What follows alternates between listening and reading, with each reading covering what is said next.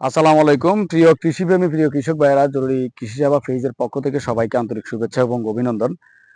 আপনাদেরকে গত আপনার কিছুদিন আগেও শশা ফসল নিয়ে দুই তিনটা আপনার ভিডিও সমস্যা এবং সমাধান নিয়ে কথা বলছিলাম। তো আমরা আজকে একটা শশার জমিতে রয়েছি। এখানে আলহামদুলিল্লাহ খুব ভালো ফলন আসছে। কিন্তু এই শশাতে হচ্ছে খুব মানে একটা সমস্যা আমার চোখে সবচেয়ে বেশি পড়ছে।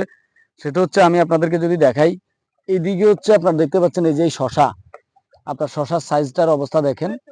এই একটা সমস্যা। এরপরে হচ্ছে এই শশাটা তো হচ্ছে সেম সমস্যা। আবার এইদিকে হচ্ছে আপনার এই যে নতুন করে শশা আসতেছে, এই যে এই শশাটা দেখেন, আপনার এই যে শশার সমস্যা।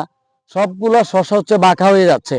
আপনারা আমার এই যে শশার সিনারিটা দেখাইছি, এটা দেখে আপনারা বুঝতে পারতেছেন। আমি আরেকটু যদি আপনাদেরকে দেখাই, এই যে এইখানে হচ্ছে আপনার যে শশাটা আপনারা দেখতে পাচ্ছেন, মানে আপনার একটা জেনারেশন টোটাল হচ্ছে আপনার বাঁকা হয়ে আসতেছে।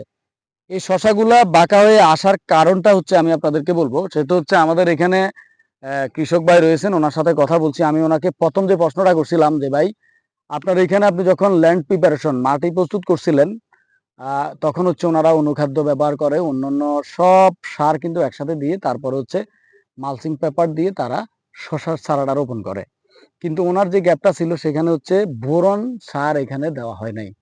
অর্থাৎ আপনার বোরনের ঘাটতিজনিত কারণে হচ্ছে এই শশাগুলো এভাবে বাঁকা হয়ে আসতেছে।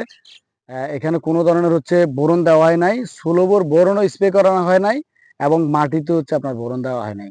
তো আমরা দেখলাম যে ওনার এখান থেকে উনি অল্প পরিমাণে শশা হারভেস্ট করছেন, কিন্তু পরবর্তীতে হচ্ছে একটা জেনারেশন শশার আমি দেখলাম যে শুধু বাঁকা হয়ে আসতেছে। তো আমি যেটা আইডেন্টিফাই করলাম যে এখানে শশাগুলো হচ্ছে বোরনজনিত ঘাটতির কারণে হচ্ছে আপনার বাঁকা হয়ে যাচ্ছে। তো প্রিয় শশা চাষী ভাইরা, আপনারা যারা শশা চাষ করেন এবং সারের সাথে যখন হচ্ছে আপনারা সার ব্যবহার করবেন, অবশ্যই অন্যান্য অনুখাদ্যগুলোর সাথে অন্যান্য সারের সাথে আপনারা বোরনটা আপনার হচ্ছে এনশিওর করবেন, অর্থাৎ বোরনটা নিশ্চিত করবেন।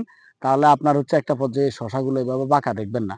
আর যাদের হচ্ছে আপনার শশাতে এখন আপনার সার ব্যবহার করে ফেলছেন, আপনারা চাইলে হচ্ছে এই বোরনটা স্প্রে করে দিতে পারেন। ষোলোবর বোরন যেটা স্প্রেযোগ্য, সেটি হচ্ছে আপনি স্প্রে করে দিবেন। তাহলে আপনার পরবর্তীতে প্রজন্ম যেটা ফুল এবং যে নতুন প্রজন্মটা আসতেছে ফলগুলা, সেগুলো হচ্ছে আপনার বাঁকা আসবে, বাঁকা হবে না।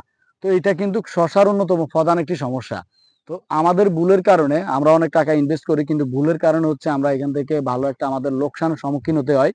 তো এই লোকসান থেকে হচ্ছে আপনার বাঁচার জন্য অবশ্যই আমরা ল্যান্ড প্রিপারেশনে বোরন ব্যবহার করব।